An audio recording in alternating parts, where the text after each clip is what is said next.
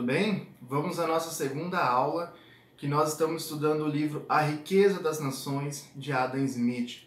Hoje a nossa aula está com o título O Mercado Limita a Divisão do Trabalho. Olha que interessante, porque nós estudamos na última aula que toda a riqueza dos países mais avançados, dos países mais desenvolvidos, ocorrem por causa da divisão do trabalho. E que a própria divisão do trabalho também aumenta a produtividade e a produção total das empresas. Então, se isso é verdade, por que não aumentar a divisão do trabalho ao máximo? Adam Smith vai dar uma explicação bem didática, baseada na realidade do porquê que isso não acontece. Imagina o seguinte, imagina que você produz alfinete ou pregos, como ele usou exemplo de pregos, em uma pequena cidade do interior do Brasil. Ele coloca lá no livro dele, interior da Escócia, né? Mas eu vou colocar aqui interior do Brasil. Imagina que você está numa cidade lá de 5 mil habitantes, tem lá 3 pedreiros que trabalham na cidade e você produz pregos. Imagina que a atividade de produzir pregos possa ser dividida em 10 operações diferentes. Se você coloca um funcionário para cada operação e você produz lá, aí você produza, né? No dia, vou chutar porque eu não sou especialista na produção de pregos, né? Mas vamos imaginar que você chega a produzir lá 30 mil pregos por dia. Ou seja, 10 funcionários, cada um fazendo uma tarefa específica, produz 30 mil pregos por dia. Imagina isso numa cidade pequena, onde talvez você tenha 4, 5 lojas de materiais para construção, 4, 5 pedreiros. O que você vai fazer com a produção de 30 mil pregos por dia? Se você funcionar 5 dias por semana, nós estamos falando de 150 mil pregos por semana. Estamos falando aí de mais ou menos aí 600 mil pregos por mês. 150 mil por semana, né? 4 semanas no mês, você vai produzir mais ou menos 600 mil pregos. E aí, o que você vai fazer com essa quantidade de pregos enorme? Não tem o que fazer. Então, se você está num país pequeno, de população pequena, ou numa cidade pequena, você simplesmente não pode aumentar a divisão do trabalho porque o mercado não vai te permitir fazer isso. Mas calma, segundo Adam Smith, no capítulo 3, tá, que tem o título A Divisão do Trabalho Limitada pela Extensão de Mercado. A divisão do trabalho limitada pela extensão de mercado. Ele mesmo traz o problema e já traz uma solução. Ele vai falar sobre a questão da logística. Olha o pessoal que faz logística aí, ó. Adam Smith sendo importante para vocês. Ele vai dizer o seguinte, se você não tem como vender 600 mil pregos numa cidadezinha do interior do Brasil, onde está a sua fábrica, se a logística do seu país for boa, tiver ferrovias, hidrovias, tiver estradas de qualidade, você consegue vender para outras cidades. Então, quanto melhor for a logística, a infraestrutura logística do seu país, mais as empresas podem vender para locais distantes. Então as empresas podem dividir as tarefas entre os funcionários para aumentar a produtividade dos funcionários e assim elas vendem para outras cidades que não são a cidade, que não é a cidade onde elas estão instaladas, onde ela está instalada, ok? Então, a questão da logística resolve o problema. Gente, isso na história econômica é muito interessante, porque a Inglaterra tomou isso como um receituário, para tornar-se um país extremamente rico. A Inglaterra é um país com uma quantidade de ferrovias enorme, com rodovias muito boas, aeroportos, hoje em dia, claro, muito bons, tá? E na época do Adam Smith estava crescendo na Inglaterra a questão do transporte marítimo. A Inglaterra estava tendo o transporte marítimo como sendo um dos seus diferenciais. Então, as empresas inglesas conseguiam vender para outros continentes, não é nem para outros países, para outros continentes com custos baixos. Isso é importante, com custos baixos. Porque hoje em dia no Brasil, por exemplo, você tem a possibilidade de uma pequena indústria de uma cidade do interior produzir e vender para São Paulo, cidade de São Paulo, Rio de Janeiro, outras cidades. Mas e o custo logístico? O custo logístico do Brasil é considerado extremamente alto. Por quê? Porque o Brasil é altamente dependente das rodovias. Tá? As ferrovias são poucas no Brasil, com péssima manutenção. As hidrovias também são poucas no Brasil. Os aeroportos também são insuficientes e caros no Brasil. Então você tem uma questão da logística que prejudica a divisão do trabalho nas empresas brasileiras, tá bom? Vamos lá, continuando então sobre essa questão do mercado, tá? Ele vem falando o seguinte: quanto maior for a divisão do trabalho dentro da sua empresa, que já ficou implícito aqui pra gente, né? Quanto maior for a divisão do trabalho dentro da sua empresa, maior vai ser a produção da sua empresa. Isso vale para os países também, tá? Imagina que o Brasil queira se especializar na produção de celular e o Brasil queira vender celular para todos os países do mundo. O Brasil vai precisar de uma boa logística para exportar celular a um preço competitivo para outros países. A China, nos últimos anos, já anunciou aí a nova Rota da Seda, né? Que é a construção de ferrovias, hidrovias, estradas, né? Ou seja, a China está querendo fazer exatamente isso. Ela quer exportar produtos, principalmente industriais, para outros países através de uma infraestrutura logística que permita o produto chinês chegar a outros países, a outros continentes, com um preço extremamente baixo, ou seja, altamente competitivo. Tá? Então isso vale para empresas, a questão da logística, mas vale também para os países, ok? Quanto maior for a sua divisão do trabalho, melhor tem que ser a sua logística para você conseguir exportar o seu produto para outros países, no caso de empresas, vender para outras cidades ou até mesmo para outros países também, tá?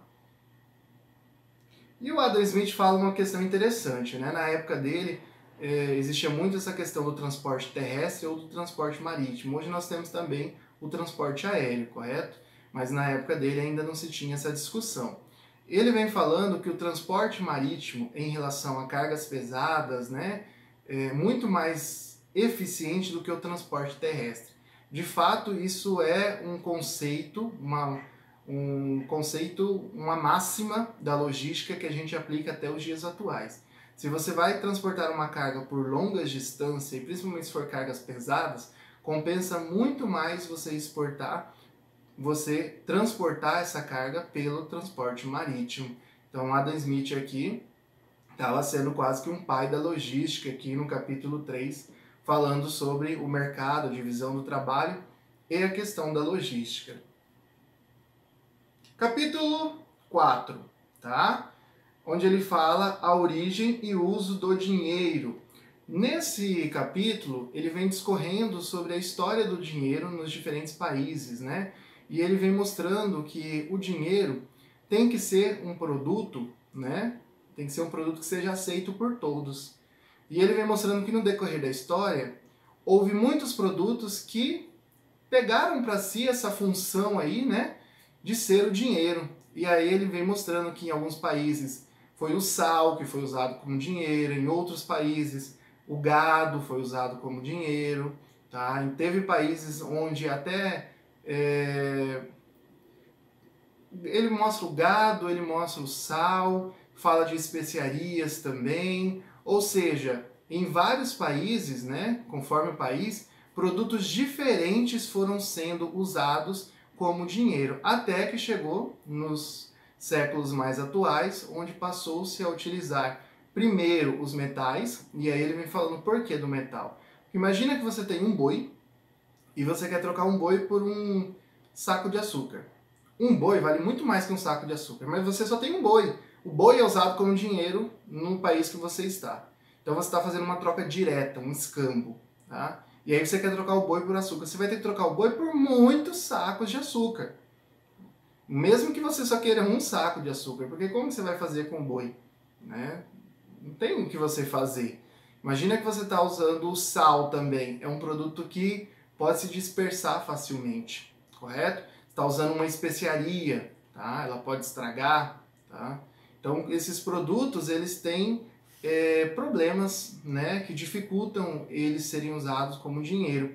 Embora por muito tempo em muitos países eles foram usados, mas o metal é mais eficiente pela questão do metal poder ser dividido facilmente em pequenas quantidades, o que facilita as trocas. Então você troca um produto por metal, com esse metal você consegue comprar outros produtos. Como os metais preciosos, como ouro e prata, são aceitos por praticamente ou toda a sociedade, né? Quem que vai ter um comércio vai rejeitar ouro, principalmente na época do Adam Smith, né? Vai rejeitar ouro ou prata, não, isso não acontecia. Então, como eles são aceitos por todos, na época do Adam Smith, os metais serão usados como moedas, tá? Nos nossos dias,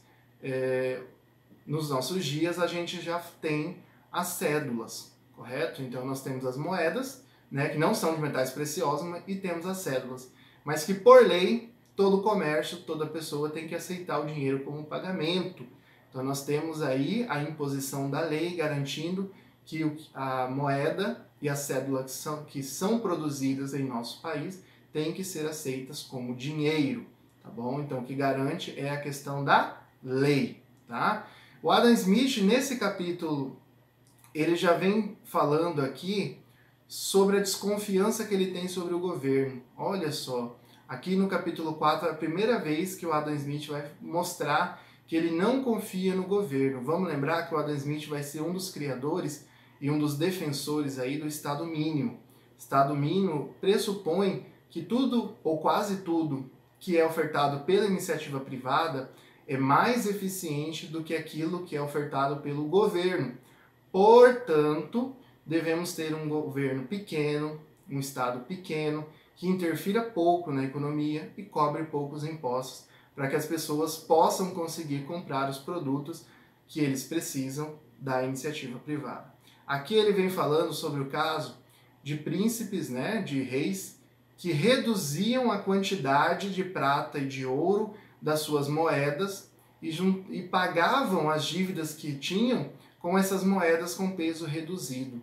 Ou seja, eles pegavam lá, por exemplo, 10 quilos de moeda, reduzia lá 10% de cada uma e pagava como se fosse referente a 10 quilos de moeda, mas ele estava pagando com 9 quilos de moeda.